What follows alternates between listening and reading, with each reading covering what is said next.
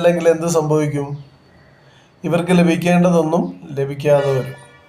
അങ്ങനെ വരുമ്പോൾ യേശുവിനേക്കാൾ അധികം, ദൈവത്തെക്കാൾ അധികം മനുഷ്യൻ്റെ കൽപ്പനകൾ, മനുഷ്യൻ പറയുന്നത് അനുസരിക്കുന്ന അവസ്ഥയിലേക്ക് പോരും.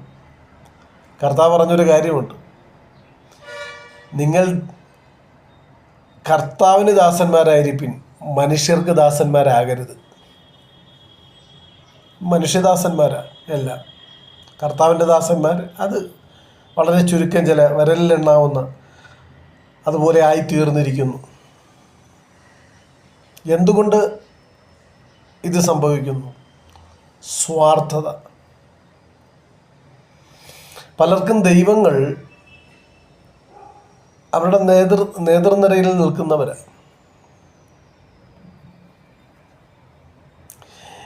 ഈ പല അഭിഷിക്തന്മാരെന്ന് പറയുന്നവരെ